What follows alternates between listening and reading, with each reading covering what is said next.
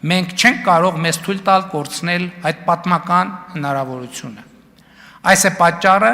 որ Ռուսաստանի Դաշնության մեր գործընկերներին խնդրում ենք ճկունություն ցուցաբերել եւ կոնցեսիայի իրավունքը վաճառել Հայաստանի եւ Ռուսաստանի համար ընդունելի երրորդ երկրի։ Կրկնում եմ, Հայաստանի եւ Ռուսաստանի համար ընդունելի երրորդ երկրի։ Ընդ որում, բոլորիդ ուշադրությունն եմ հրավիրում այն փաստի վրա, որ այս համանգամանքներում ավելի է ակտիվացել Թուրքիայի տարածքում Կարս Դիլուջու, այսինքն Կարսից Նախճեվան երկաթուղու կառուցման ընթացքը։ Հասկանալի է, որ մենք չենք կարող արգելել կամ արգելակել այդ երկաթուղու կառուցումը եւ պետք է առերեսվենք այն փաստի հետ, որ երաս ախուրիկ երկաթուղին պետք է մրցակցի Դիլիջու Կարս երկաթուղու հետ եւ սրա համար մենք պետք է հնարավորինս արագ երաս ախուրիկը բերենք մրցակցային լավ վիճակի եւ հետագայում էլ ապահովենք երկաթուղու կողմից ծառայությունների բարձր որակը եւ մրցունակ գինը։ Եվ ահա այս ամենի կարևորության գիտակցումն է, որ հանգեցրել է կառավարության քննարկվող ծրագրի հետևյալ ձևակերպմանը, որը կարող եք գտնել ծրագրի 4-րդ բաժնում։ Մեջբերում եմ։ Երկաթուղու հավատարմագրված կառավարման համակարգը վերանայվելու է այնպես, որ չխոչընդոտի Հայաստանի Հանրապետության միջազգային տրանսպորտային համակարգի ինտեգրման այն պատմական հնարավորության իրականացմանը, որը ստեղծվել է։ Մենք շարունակելու ենք աշխատանք այս ուղղությամբ եւ Ռուսաստանի մեր գործընկերներին կրկին խնդրում եմ հնարավորինս արագ հասնել այս խնդրի բարեկամական լուծմանը։ Վերադառնալով թրիփ նախագծին ընդգծեմ, որ այն ներառելու է ոչ միայն երկաթուղին, այլև խողովակաշարեր, ճանապարհներ, մալուխներ, էլեկտրահաղորդման գծեր։ Մեծ է հավանականությունը, որ էլեկտրահաղորդման գծերը կլինեն թրիփի շրջանակներում գործարկված առաջին ենթակառուցվածքը, որովհետև նախ տեխնիկապես համեմատաբար հեշտ է արագ դա ավարտին հասցնելը եւ հետո էլեկտրաէներգիայի աշխարհում աճող պահանջարկը ստիպում է ավելի մեծ ուշադրություն դարձնել տարածաշրջանից էլեկտրական էներգիայի արտահանման նախագծերին։ Ներկայումս թրիփ նախագծի վերաբերյալ Հայաստանի եւ ԱՄՆ միջև ռազմավարական համագործակցության մասին շրջանակային համաձայնագիրը գտնվում է վավերացման փուլում։ Ավարտական փուլում են Trip Development Company ընկերության հիմնադրման աշխատանքները։ Հիշեցնեմ, Հայաստան այդ ընկերությունում ունենալու է 26%, իսկ Ամերիկայի Միացյալ Նահանգները 74% բաժնեմաս։ Այս բանաձևը գործելու է առնվազն 49 տարի, իսկ այդ ժամկետի ավարտից հետո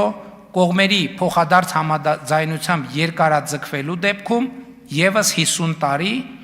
իսկ այս դեպքում արդեն Հայաստանի մասնաբաժինը կդառնա 49%, իսկ Ամերիկայի Միացյալ Նահանգների մասնաբաժինը 51%, առանց Հայաստանի կողմից հավելյալ ֆինանսական կամ այլ ներդրման։ Նախագիծը, ինչպես ասացի, իրագործվելու է Հայաստանի Հանրապետության տարածքային ամբողջականության, ինքնիշխանության, իրավազորության շրջանակներում։ Եվ հատուկ ուզում եմ ընդգծել, որ թրիփը օտարերկրյա որևէ ռազմական եւ կամ զինված ներկայություն չի ենթադրում։ Ընդգծեմ նաեւ, որ թրիփից առաջ նախկինում մենք երբեք մեր առջև 100 տարվա եւ նախագիծ կամ հեռանկար չենք ունեցել, սա շատ կարևոր հանգամանք է։ Երբեք մենք չենք ունեցել ծրագիր նախագիծ, որը մեր առջև 100 տարվա հեռանկար է բացում, այն էլ աշխարհի թիվ 1 գերտերության հետ։ Եվ սա թե Հայաստանի, թե տարածաշրջանի համար պատմական հնարավորություն է։ Թրիփ նախագծի իրագործումը փոխելու է իրադրությունը եւ մթնոլորտը մեր տարածաշրջանում։ Հաղորդությունը տարածաշրջանային երկրների համար դարձնելով շահավետ ոչ միայն բարի սոցիալ-հոգեբանական ու քաղաքական, այլև ֆինանսական ու տնտեսական իմաստով։ Սա ժամանակակից անկայուն աշխարհում կայունության ու խաղաղության շատ էական երաշխիք է եւ մեր ժամանակներում ավելի հուսալի երաշխիք դժվար է պատկերացնել։ Ինչ վերաբերվում է 2025 թվականի օգոստոսի 8-ին Ադրբեջանի հետ Վաշինգտոնում նախաստորագրված խաղաղության համաձայնագրի ստորագրմանը, այդ հարցը շարունակում է մնալ մեր օրակարգի առաջնահերթությունների մեջ եւ մենք Ադրբեջանի հետ շարունակելու ենք աշխատել այս ուղղությամբ։ Ինչպես առիթ ունեցել եմ ասելու, Ադրբեջանում անազատության մեջ գտնվող մեր հայրենակիցների ազատ արձակումը եւ վերադարձը Հայաստան երբեք դուրս չի եկել եւ միջև խնդրի լուծումը դուրս չի գա մեր աշխատանքային օրակարգից։ Իհարկե կշարունակվեն աշխատանքները Հայաստան-Ադրբեջան սահմանների սահմանազատման ուղղությամբ։ Համոզված եմ, Ադրբեջանից Հայաստան ներմուծումներին զուգահեռ շուտով կսկսվեն արտահանումներ Հայաստանից Ադրբեջան։ Ադրբեջանի հետ առևտրատնտեսական հարաբերությունների մեկնարկը եւ զարգացումը իհարկե էականորեն ուժեղացնում է հաստատված խաղաղությունը եւ մենք մեր տնտեսվարողներին քաջալերելու ենք աշխատել այս ուղղությամբ։ Առևտրատնտեսական հարաբերությունների հաստատումից եւ խորացումից, սահմանների սահմանազատումից, գերիների եւ անհետ կորածների հարցերի շուրջ համագործակցությունից, ապա շրջափակումից, նույնիսկ խաղաղության համաձայնագրի ստորագրումից անդին շատ կարևոր է Հայաստան-Ադրբեջան հարաբերությունների սոցիալ հոգեբանական կողմը։ Եվ հաստատված խաղաղությունը հարատև դարձնելու համար կարևոր է խաղաղություն հաստատել սոցիալ հոգեբանական մակարդակում։ Ինչ է սա նշանակում։ Սա նշանակում է մեկ բան, որ թե մենք, թե Ադրբեջանը պետք է առերեսվենք, հաշտ լինենք այն փաստի հետ, որ անկախ Հայաստանի տարածքը նույնական է խորհրդային Հայաստանի տարածքի հետ, անկախ Ադրբեջանի տարածքը նույնական է խորհրդային Ադրբեջանի տարածքի հետ։ Ոչ ավել, ոչ պակաս։ Օգոստոսի 8-ի առաջին տարեդարձի առիթով հղած իմ ուղերձում եմ ասել, որ խաղաղությունը անշրջելի եւ հարատև դարձնելու համար անհրաժեշտություն է Հայաստանում Լեռնային Ղարաբաղի հայերի վերադարձի եւ Ադրբեջանից հայ փախստականների վերադարձի իրավունքի մասին, իսկ Ադրբեջանում արևմտյան Ադրբեջանի եւ արևմտաադրբեջանցիների վերադարձի իրավունքի մասին խոսույթները չշարունակելը, այդ խոսույթներին վերջ դնելը։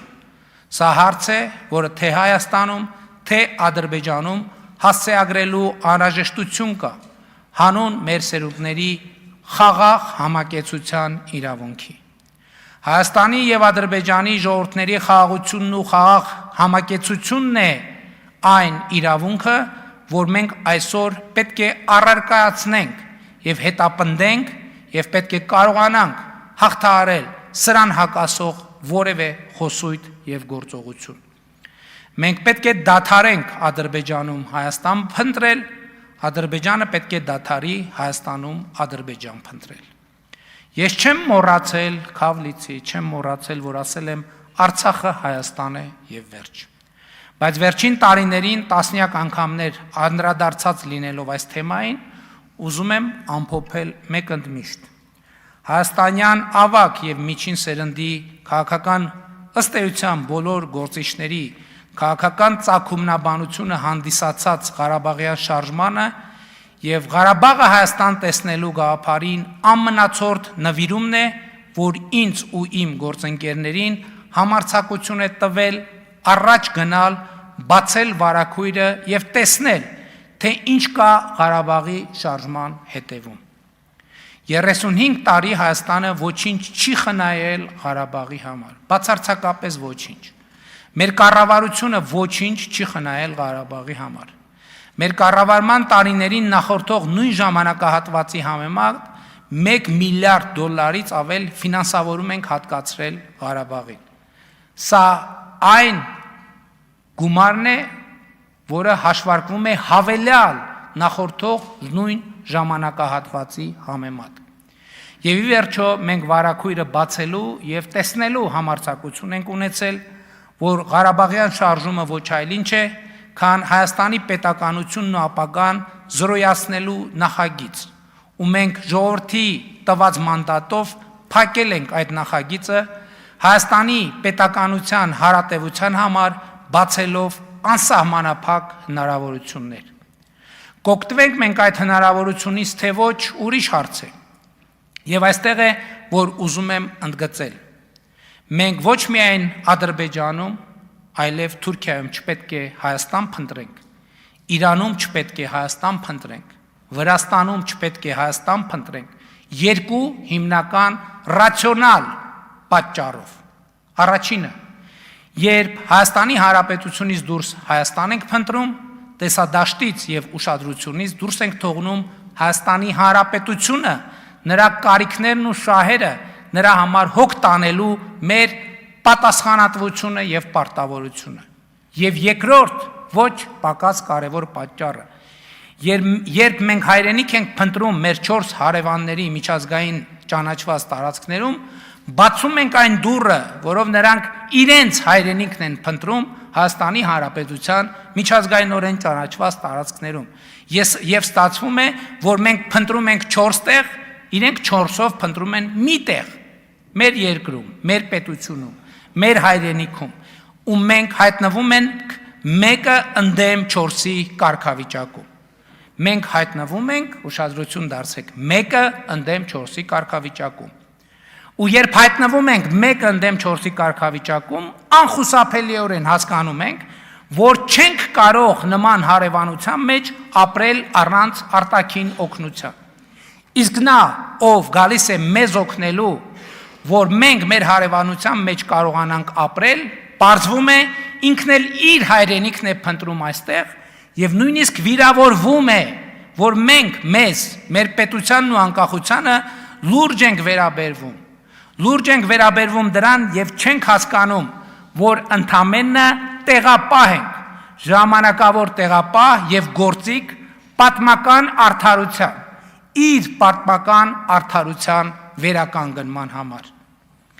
Այս սոցիալ հոգեբանության շաղվիղներում պատմության այս տրամաբանության ընթացքի մեջ է, որ հայ ժողովուրդը ենթարկվել է կոտորածների ու ցեղասպանության։ Ինքն էլ չհասկանալով, թե ինչու է դա մեզ հետ տեղի ունենում։